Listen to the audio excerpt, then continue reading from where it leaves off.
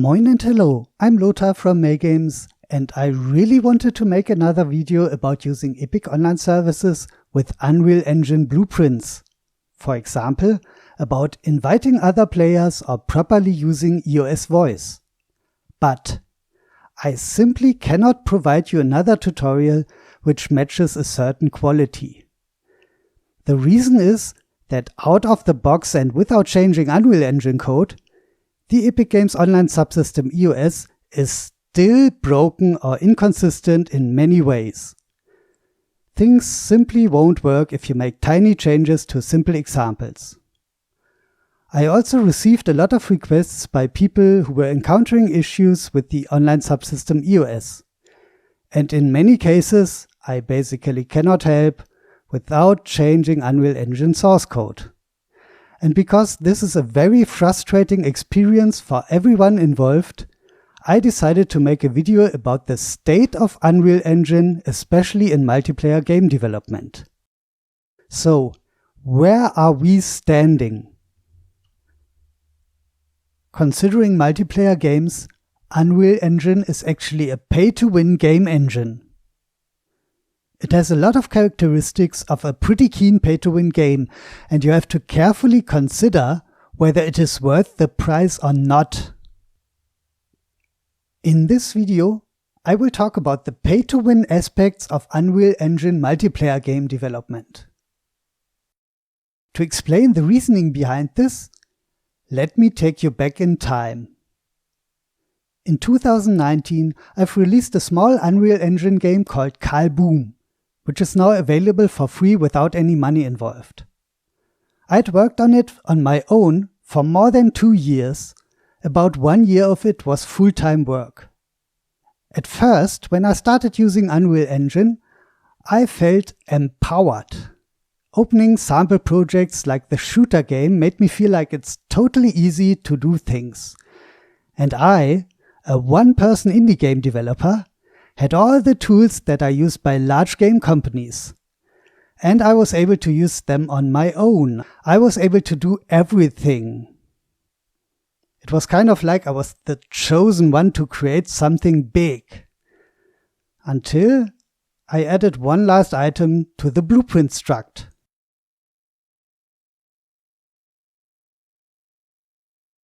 Well, I was not creating a straightforward standard shooter game.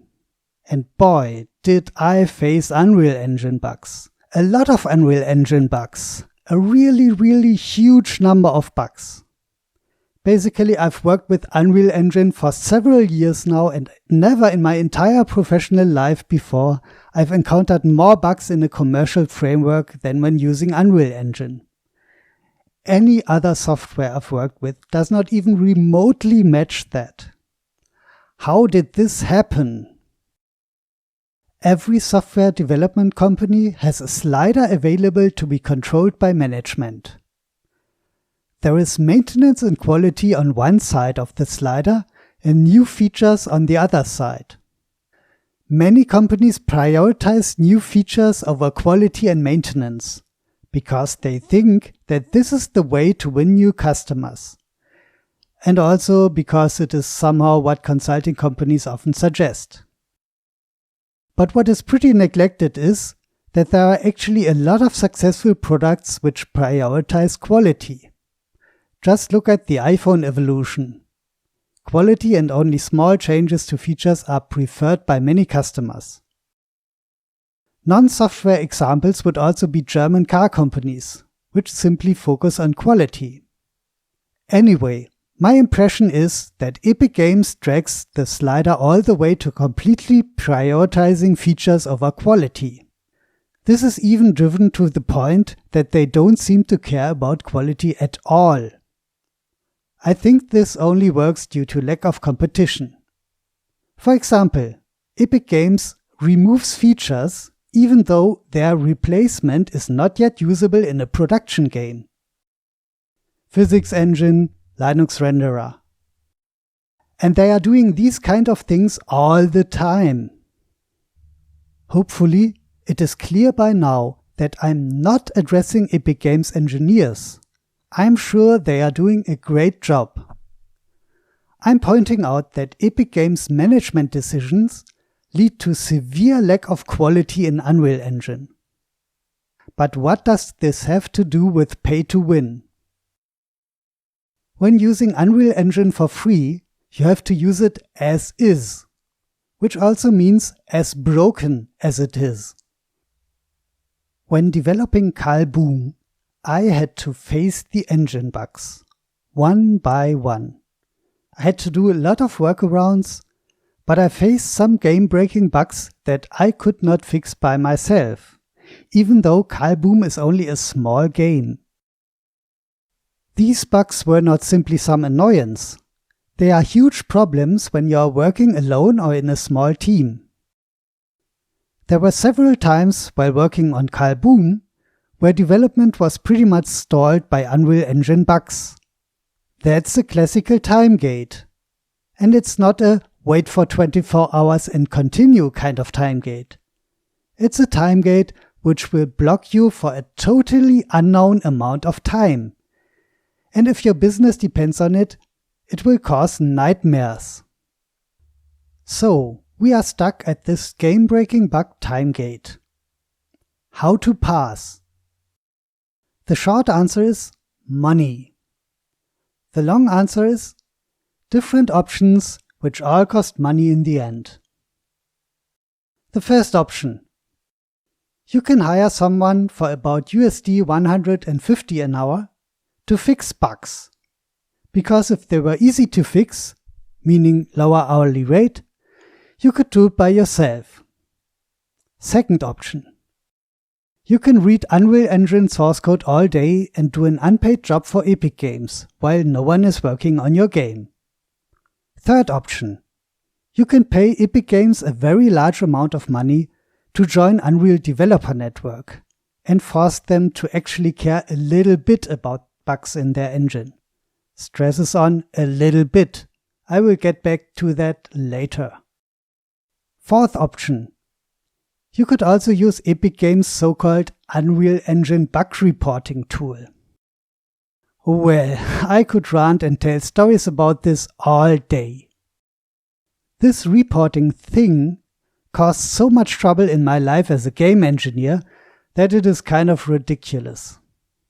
If you use this tool to report bugs and want to have any chance to have these bugs fixed, you will have to include exact reproduction instructions, like explaining the bug to your 12-year-old child. I'm not even kidding.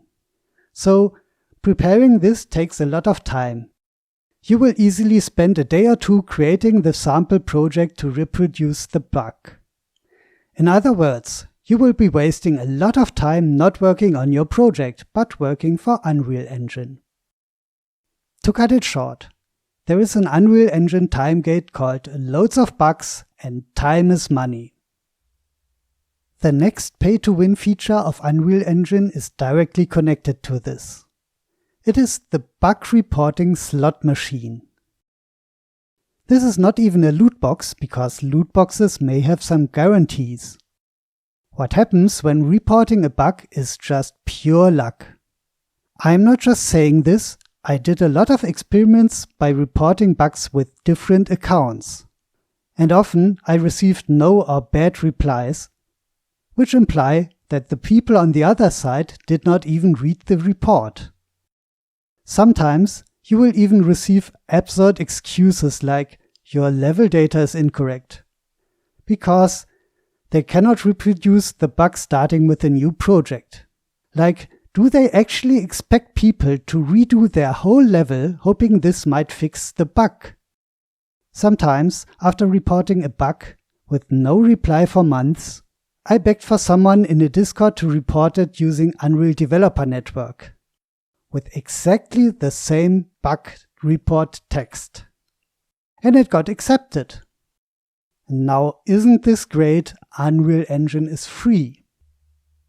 Well, if you lose your bet on the bug reporting slot machine, after spending a day to prepare the report, the only chance to get your bug fixed will be to send Epic Games or some expert a huge pile of cash.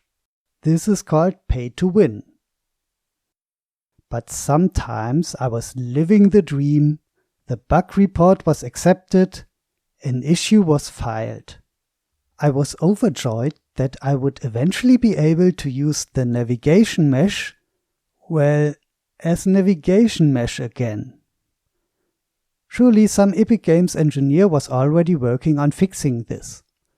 And the world would be whole again and Karl BOOM lived happily ever after. Yeah, no. What comes next in this free-to-play nonsense is the won't fix moneygate.